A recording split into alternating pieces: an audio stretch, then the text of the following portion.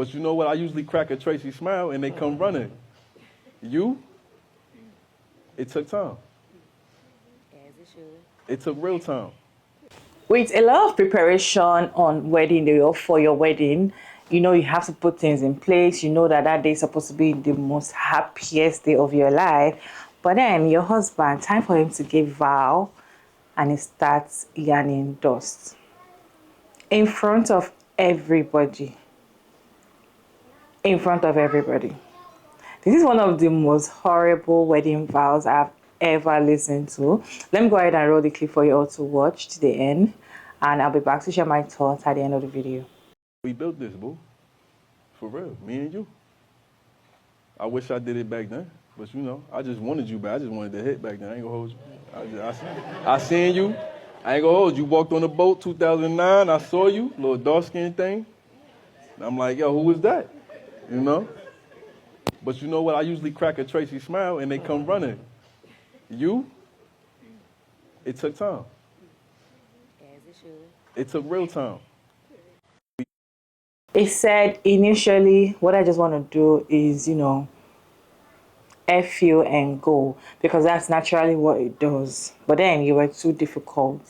It's giving, I don't really want to be with you. In fact, I don't even expect him to say something like that in public. And to think people in the background, they find this as a joke. But one thing I actually appreciate is throughout all the viral video, I didn't see the bride's face. I don't think I saw the bride's face because she was covering her face with the veil. So thank God. Thank God. And it's giving, maybe she just got a shut up ring. What do you all think about this vow? I have a few reactions to share with you all to watch.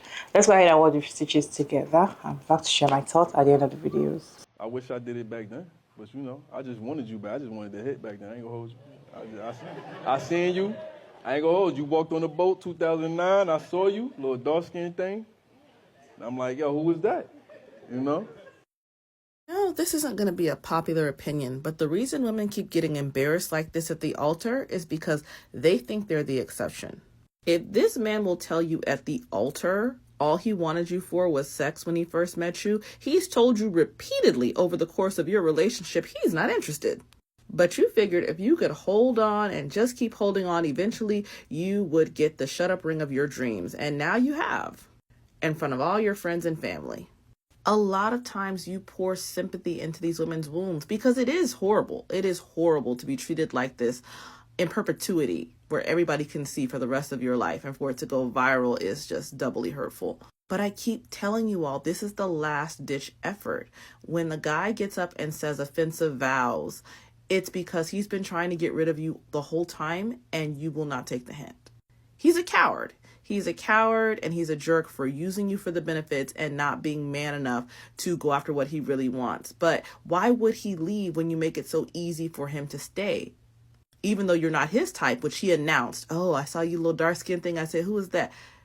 This man clearly has some colorism issues because he said what? He just wanted to use you for sex. So we know his type is not you. But you're clearly beautiful. You're so pretty. He wanted to get with you physically. It was enough for him to overlook his preference for the night. But now you've hung around for 15 years, letting him misuse you at will?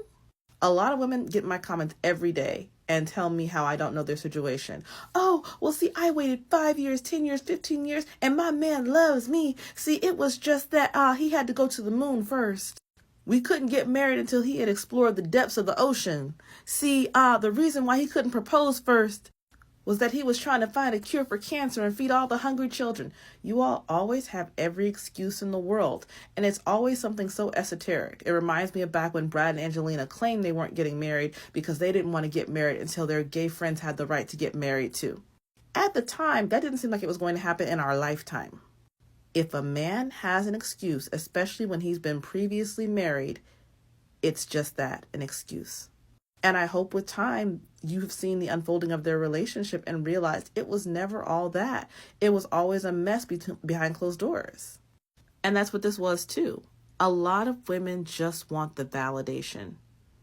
They don't want to admit to their mother, to their friends, to their family who said this guy was never really that interested, that they were right. So they figure, I'm willing to take it.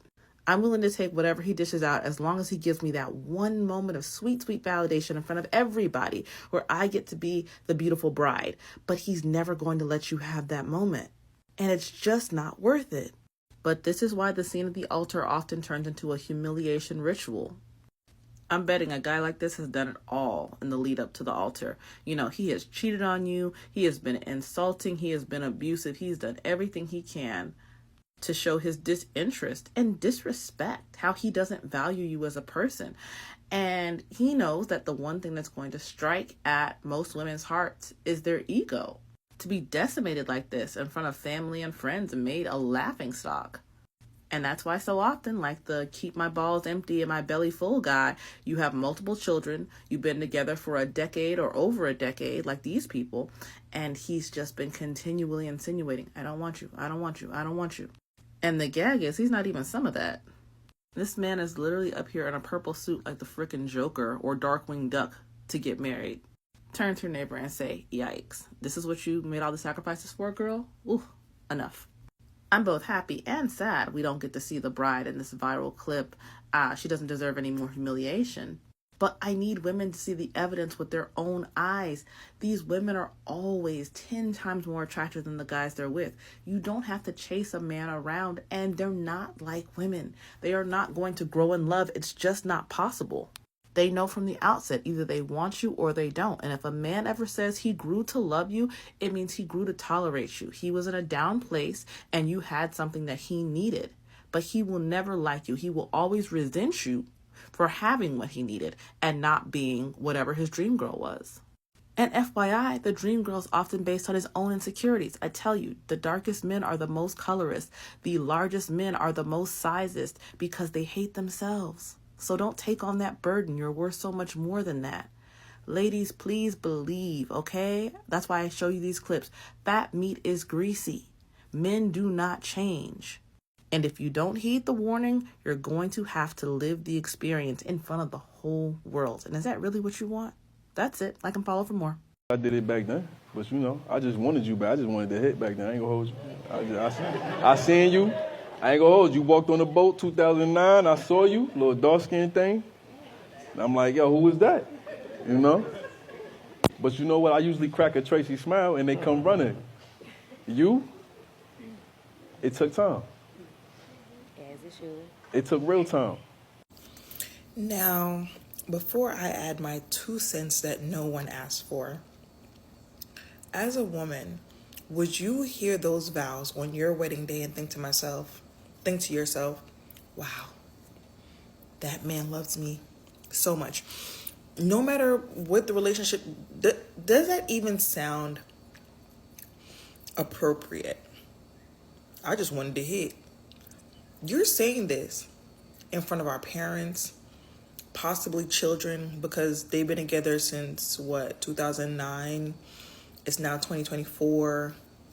So after 12 years of being with someone, and it doesn't say 12 years of like a steady relationship, because from the vows, it sounds like he's settling.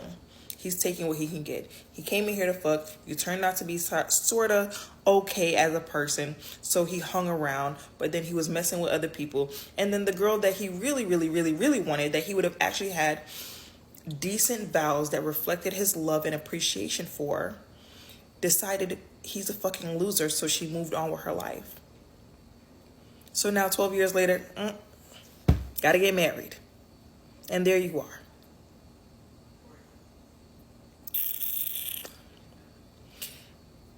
A lot of these men do not like these women. And then I know somebody gonna be like, but at least she's married. Where your husband at? You're not even getting that. Baby, that's not a flex. Them vows are not a flex.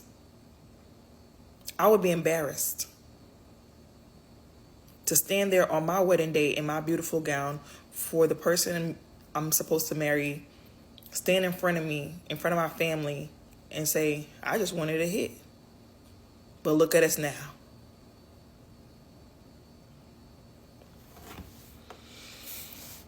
We built this, boo. For real, me and you. I wish I did it back then, but you know, I just wanted you back. I just wanted to hit back then. I ain't gonna hold you. I seen you. I ain't gonna hold you. You walked on the boat 2009. I saw you, little dark skinned thing. And I'm like, yo, who was that? You know? But you know what? I usually crack a Tracy smile and they come running. You? It took time. As it should. It took real time. There is a time and place for everything, and I do understand that honesty and transparency is the best policy. And even if it wasn't love at first sight, that's cool, right? But to tell your wife that you really wasn't trying to be with her for real, you only wanted to fuck based on her appearance, you could have told her that in the privacy of your home, or just left that particular part out. But for you to tell me that you crack a smile and the bitches usually just drop the panties, and because you cracked a smile at me and I wasn't going for that shit, you practically got curved, that hurt your fragile ego. So in that process of hurting your ego, you made it your mission to pursue me, to conquer me, to actually put in work. And through you putting in work, you found out that I'm somebody of substance, that I'm somebody that you actually like, that I'm somebody that you actually want to build with. But if I just would have let you fuck, I just would have been another bitch under your belt. That's exactly what you just fucking said. So just imagine if I gave it up easy. Just imagine if I just wanted to fuck too. We wouldn't even be here. But this almost reminds me of Safari and Erica Mena. I don't give a fuck how y'all feel about Erica Mena. But if y'all saw how bad she was curving Safari, how above and beyond, how much love bombing, all the shit that he did to get her, married her, had kids with her, just to fucking play in that lady's face. And I very much understand that this is his truth. He's just being honest. But it don't even seem like these are vows that he took the time to write out, that was very thoughtful, meaningful. He didn't run it by a brother, uncle, cousin, like, how did it sound, bruh? Like, to get a second opinion. He's just making this shit up off the cuff of his ass. And it also just makes me feel like as soon as they get into an argument, have a disagreement, that's going to be one of the first things that he throws up in her fucking face. Is, I didn't really want you for real. I was really just trying to fuck. I really didn't want to marry you for real. But you kept pestering me, so here we are. I did it because it made you happy. This is exactly what it's giving. You bet this, boo. For real, me and you. I wish I did it back then, but you know, I just wanted you back. I just wanted to hit back then. I ain't gonna hold you. I seen you. I ain't gonna hold you. You walked on the boat 2009. I saw you, little dark skinned thing. And I'm like, yo, who is that? You know? But you know what? I usually crack a. My mans, that's the most terrible toast, vow, speech, whatever you want to call it, memo, whatever you want to call it. It's the worst of the worst. You embarrass your wife by saying that. You embarrass yourself by saying that. Humiliate your marriage at its beginning instead of starting off fruitfully off of a positive statement. Your marriage is starting off from embarrassment and a lack of understanding. There's a time and a place, and that time was not the place. No other time. No. That statement should have never been said. You should have just died with that statement in your brain. To be frankly honest with you, if you want to keep it 100% B, because like you embarrassed her and yourself on your wedding day. Yeah, y'all need help. This is nasty work. Nasty work. Just nasty. And I'm only going to add in this. Like, there's nothing better you could have said.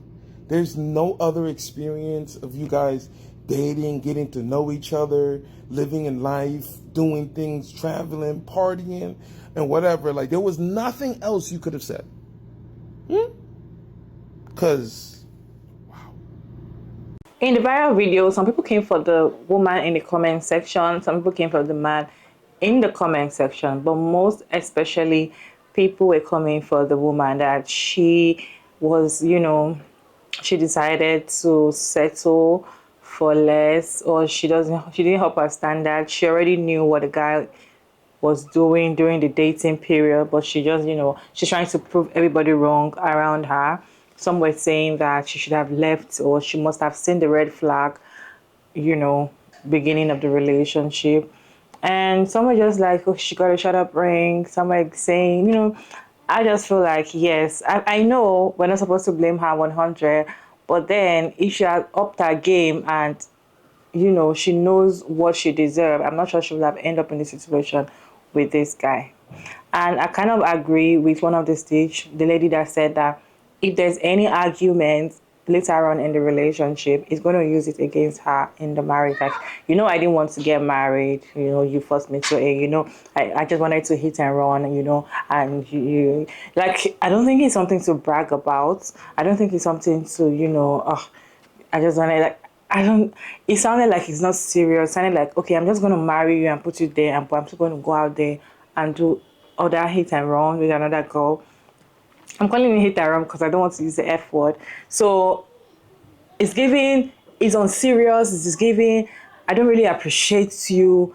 And I don't know, is it just me? Because this is the most horrible vow I've ever listened to. And thank God I saw a speech from a guy, and the guy was like, yes, this is not cool at all. And some other guys that I saw, they were saying that this is not nice, that it's not supposed to say something like this out. So it's not just we women that is finding this, somehow.